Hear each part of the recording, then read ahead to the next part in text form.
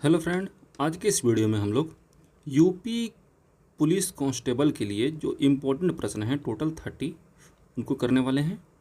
ठीक है, UP police constable के लिए टोटल 30 प्रश्न करेंगे जो कि आपके एग्ज़ाम में आ सकते हैं या फिर आ चुके हैं, यानी कि प्रीवियस ईयर के क्वेश्चंस हैं और आपके एग्ज़ाम के दृष्टिकोण से काफ़ी ज़्यादा महत्वपूर्ण है। ठीक है, चलिए वीडियो को शुरू करते हैं। पहला प्रश्न है कि तृतीय बौद्ध संगति का आयोजन किस शहर में किया गया था। ठीक है, तो याद रखना है आपको, तृतीय बौद्ध संगति जो हुई थी ये हुई थी पाटलिपुत्रा में। और एग्जाम में इम्पोर्टेंट ये भी है कि ये किसके टाइम में हुई थी, ये तो याद रखिए ये अशोक के कार्यकाल में हुई थी। ठीक है, आगे बढ़ते हैं। अगला सवाल देखिए। अगला सवाल है कि उत्तर भारत में चित्रकला की कला किसके शासनकाल में चरम पर पहुंची थी। ठीक है, तो किस मुगल शासक के कार्यकाल में ये अपने चरम पर पहुंची थी, तो ये पहुंची थी जहांगीर के कार्यकाल में। ऑप्शन नंबर ए सही होगा। जहांगीर के शासनकाल में जो मुगल शासक थे उनके टाइम में जो चित्रकला थी उत्तर भारत में वो अपने चरम पर थी। ठीक है, आगे बढ़ते हैं। अगला सवाल है संकीर्तन किस राज्य का प्रसिद्ध नृत्य नाटक रूप है। ठीक है, ये काफ़ी इंपॉर्टेंट है और एग्जाम में ये प्रश्न जो है एक बार आ चुका है। तो इसका जो सही जवाब होगा ये होगा मणिपुर। संकीर्तन जो है मणिपुर का एक नृत्य और नाटक है जो कि धार्मिक परंपरा से जुड़ा हुआ है। ओके, अगला सवाल है कि निम्नलिखित में से किसे कथक नृत्य का दिग्गज माना जाता है। ठीक है, तो कथक नृत्य जो है इसके जो दिग्गज है वो है Pandit Birju Maharaj. Option number C जो है सही होगा। एग्जाम में अगर क्वेश्चन आ जाए मल्लिका साराभाई तो याद रखिएगा ये कुचिपुड़ी से जुड़े हुए हैं। ठीक है, साथ ही साथ याद रखिएगा ये भरतनाट्यम से भी जुड़े हुए हैं।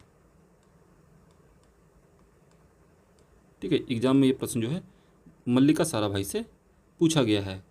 सोनल मानसिंह की बात की जाए तो ये ओडिसी नृत्य से जुड़े हुए हैं। ठीक है, ओडिसी नृत्य से जुड़े हुए हैं। ओके, ये भी एग्जाम में क्वेश्चन आ सकता है सोनल मानसिंह का। ओके, आगे बढ़ते हैं। अगला सवाल है कि देवा शरीफ मेला किस सूफी संत की याद में आयोजित होता है। ये काफ़ी इंपॉर्टेंट सवाल है और एग्जाम में ये प्रश्न जो है 2 बार आ चुका है। तो याद रखिएगा आप, जो सूफी देवा शरीफ मेला है ये आयोजित होता है सूफी संत वारिस अली शाह के याद में। ठीक है, ये कहाँ लगता है तो याद रखिएगा ये बाराबंकी में लगता है। ओके, और ये सूफी परंपरा का प्रमुख केंद्र भी है। आगे बढ़ते हैं। अगला सवाल है कि भारत के महान्यायवादी की नियुक्ति कौन करता है। भारत के महान्यायवादी की नियुक्ति जो है ये करता है राष्ट्रपति। ऑप्शन नंबर बी जो है सही जवाब होगा। आगे बढ़ते हैं। अगला सवाल है कि संविधान के किन भागों को संविधान की अंतरात्मा कहा गया है। संविधान की अंतरात्मा कहा गया भाग 3 और भाग 4 को, यानी कि ऑप्शन नंबर डी सही होगा। ठीक है, भाग 3 जो है इसके बारे में याद रखिए ये मौलिक अधिकार हैं। ठीक है, जो कि भारत के हर एक नागरिक को दिया गया है संविधान के द्वारा। ठीक है, साथ ही साथ रखिए भाग 4 जो है ये डीपीएसपी है। इसमें राज्यों के बारे में बताया कि राज्य को कैसा होना चाहिए, आइडियल स्टेट के बारे में बात की गई है। ओके, अगला सवाल है कि अनुच्छेद 148 के अनुसार खातों के ऑडिट के लिए कौन जिम्मेदार है। देखिए, जो अनुच्छेद 148 है इसमें सरकारी खातों के ऑडिट की बात की जाती है। ये पारदर्शिता को सुनिश्चित करता है और इसकी जिम्मेदारी है क्या के पास, यानी कंट्रोलर एंड ऑडिटर जनरल के पास होती है। ओके, आगे बढ़ते हैं। अगला सवाल है कि यूपीएससी किसके अनुरोध पर किसी राज्य की ज़रूरतों को पूरा कर सकता है। तो यूपीएससी जो है, ठीक है, ये करता है राज्यपाल के अनुरोध पर। ऑप्शन नंबर बी सही होगा। ओके, आगे बढ़ते हैं। अगला सवाल है कि नगर निगम की बैठकों की अध्यक्षता कौन करता है। तो याद रखिएगा नगर निगम में जो बैठक होती हैं उनकी अध्यक्षता की जाती है मेयर के द्वारा। ऑप्शन नंबर बी सही होगा। आगे बढ़ते हैं। अगला सवाल है प्रथम आधिकारिक भाषा आयोग की नियुक्ति किसकी अध्यक्षता में की गई थी? क्या है? प्रथम आधिकारिक भाषा आयोग की नियुक्ति, तो इसकी नियुक्ति की गई थी किसकी अध्यक्षता में, ये बताना है।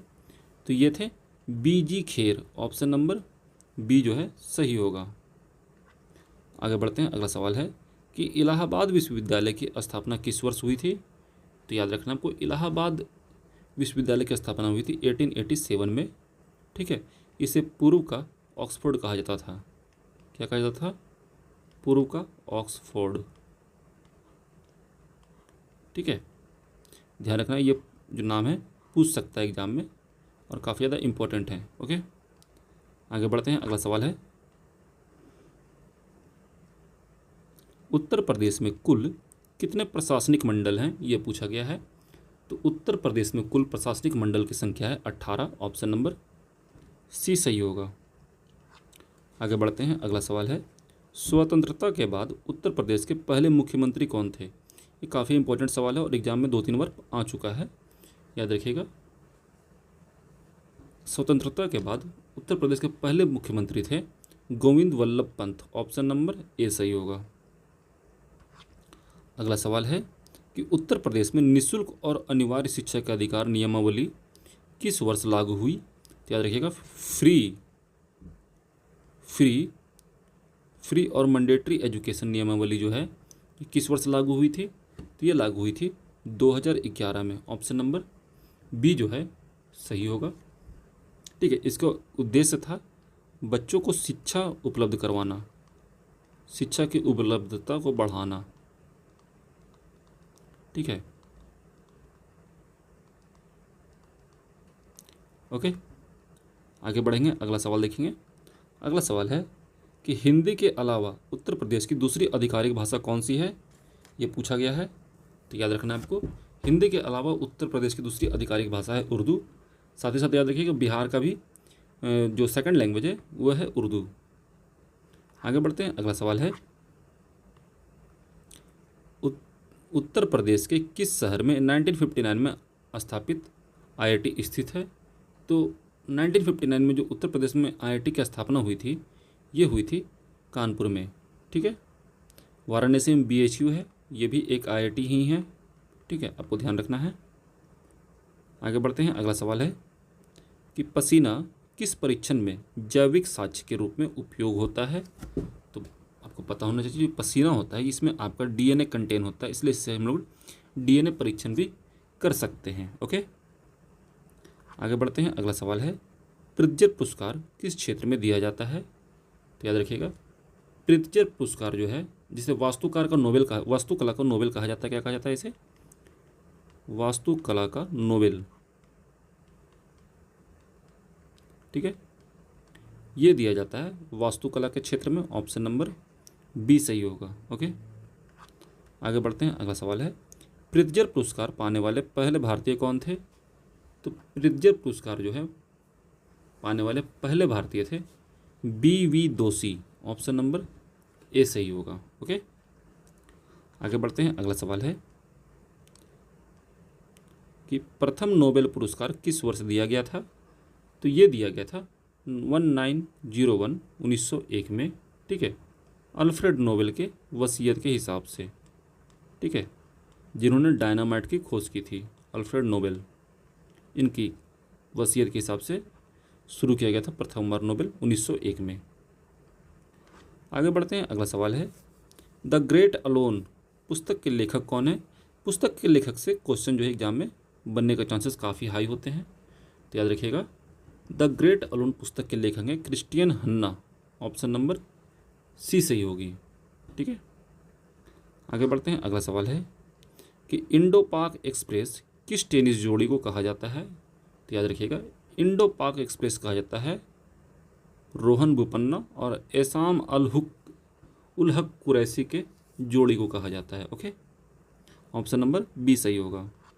आगे बढ़ते हैं। अगला सवाल है, काजुओ इशिगिरो ने किस क्षेत्र में नोबेल पुरस्कार जीता? तो याद रखिएगा, काजुओ इशिगिरो को मिला है नोबेल प्राइज साहित्य के क्षेत्र में, ऑप्शन नंबर सी सही होगा। ये PYQ का क्वेश्चन है और जिस साल का क्वेश्चन है उसी हिसाब से ये लिखा गया क्वेश्चन है। ठीक है, आगे बढ़ते हैं। अगला सवाल है कि भारत ने अपना 500वां टेस्ट मैच किस देश के खिलाफ खेला था?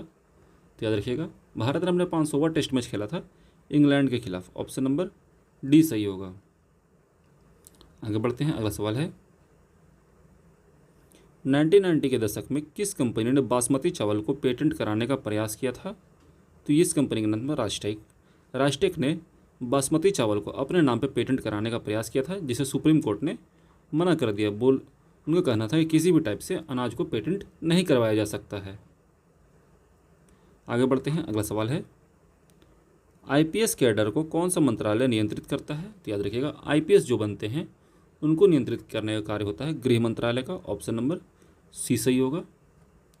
ओके, आगे बढ़ते हैं, अगला सवाल है कि 2016 में भारत ने किस सार्क देश के साथ आतंकवाद विरोधी समझौता किया था?